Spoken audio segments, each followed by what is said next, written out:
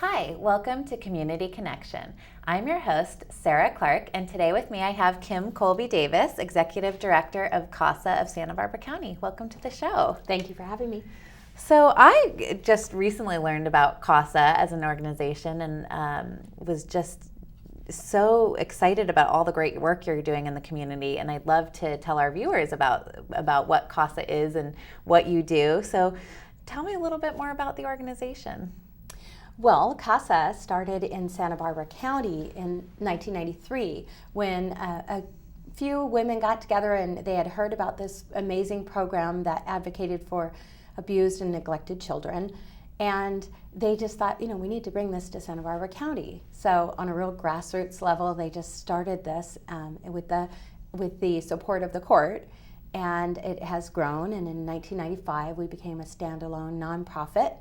And we've been growing ever since. And we serve the abused and neglected children in all of Santa Barbara County. So we have offices all over the place. And our goal is to make sure that there is no child who's been removed from their home for the reasons of abuse or neglect that does not have a powerful advocate standing next to them to go through the whole process, which can be very complicated.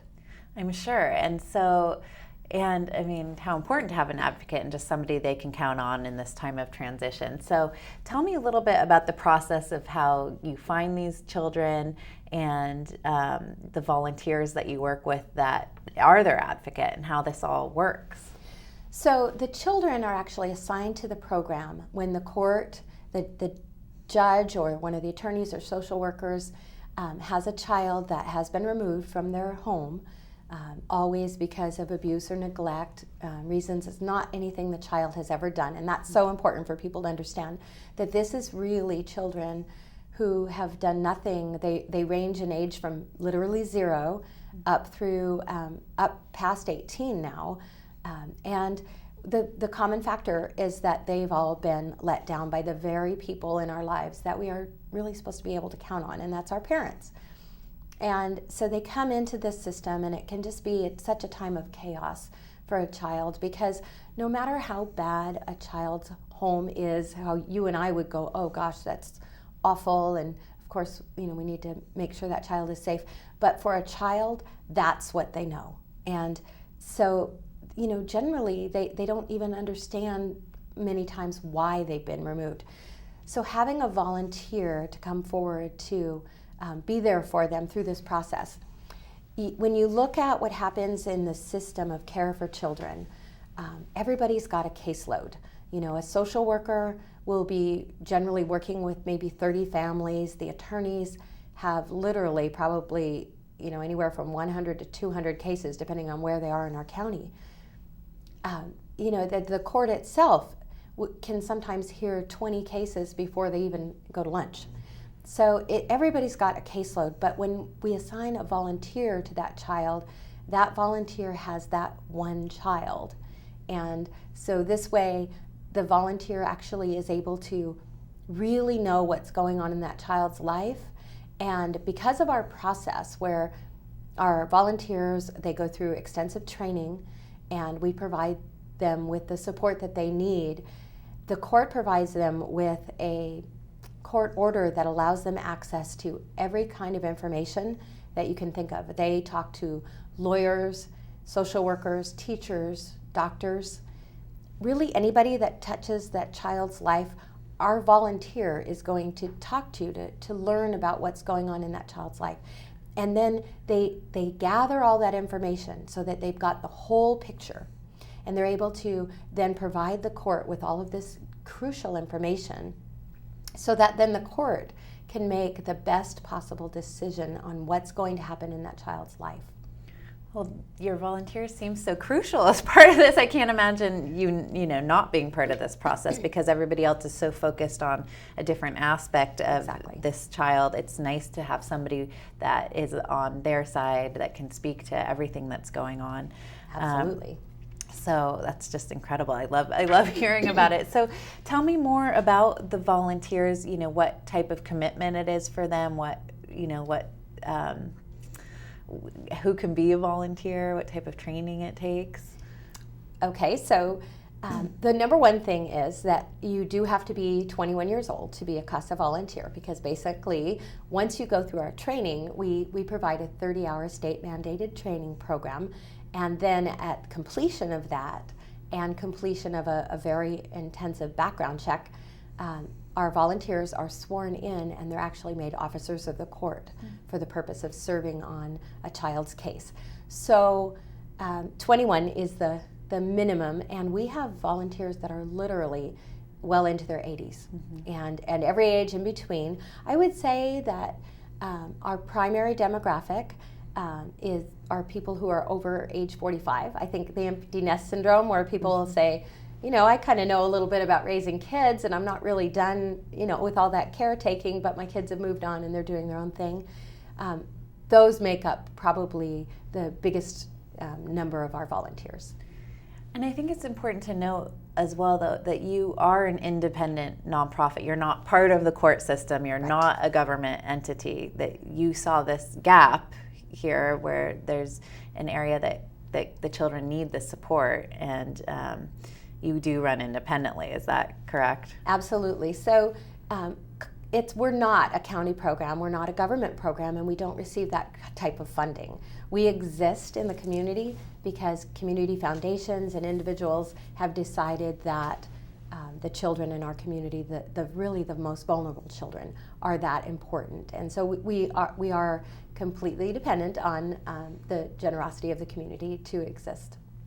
Great. Yes. I urge everybody out there to find out more about CASA, because it's such a tremendous organization, and I think it's so important. So tell me about how one would become a volunteer and what the training is like, if we have some viewers that are interested in becoming a volunteer. We offer the training in Santa Barbara about every 9 months. And so anybody who's interested can go to the website, and the application is there. And there's a pretty extensive process. The first step is to fill out that application, and you can just click send and we'll get it. And then we follow up and we start the background check process. And then when that person has passed through those elements, kind of the pre-training, then we'll have the training class, and we usually meet 2 nights a week and 1 Saturday, and to complete the training. And so really the very first step, and we need people who will make this commitment. It is a commitment. I do want to stress that beyond the training, 30 hours of training is enough to commit to, really, but then we do ask that our volunteers commit a minimum of 1 year, because it's unlikely that a child will get through the process in less than that, and we want to provide stability for the children. So we need a 1 year commitment minimum. Many of our volunteers are with us for so much longer than that, and we're so appreciative of that.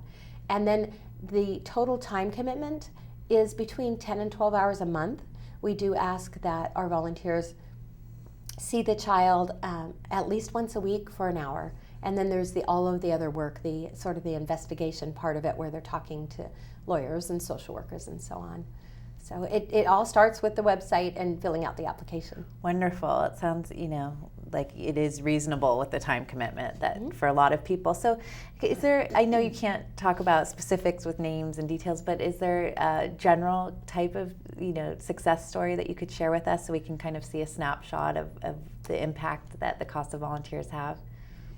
People always want to know, are we making a difference? Are we really putting a dent and making a difference? And I think the important thing is to understand that if you can take a child out of the chaos and provide them with a safe and permanent and nurturing home, then that's the key element. And just one little example is, there is a child who didn't have a CASA, and he came into foster care.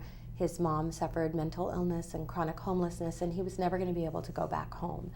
And it was sort of like the system seemed to think he was going to be just fine in foster care. But the CASA was assigned to this child and said, wait a minute, an 11-year-old child, this is a beautiful, smart kid, and he deserves the love and permanence that you get only when you have a place you can call home.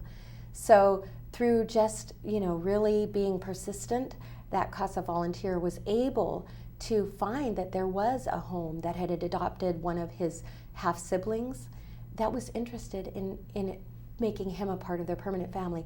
And that's changing the trajectory of a child's life. This is a child who will not age out in foster care. It's dramatic, and it really makes a difference. We can do that. We have the ability to make positive outcomes like that for children. And last year we served 284 children, but that leaves many, many children waiting for a CASA volunteer. And if we can change these stories one at a time, we're really making not just a dent, but a powerful impact in the lives of the most vulnerable children. Wow, well, that's so much wonderful information, and thank you for coming on the show to share this with me and the viewers. I know that Cox is a supporter of CASA. Absolutely. And we have some people that are volunteers, and yes, it's really wonderful to hear about the impact they're making. So I know you have some great events coming up this fall too, yes. So I encourage people to go to the website and check those out and see how you can get involved and support this wonderful organization. So thanks again for coming on the show. Thank you so much for having me. Happy to be here. And thank you for watching Community Connection. We'll see you next time.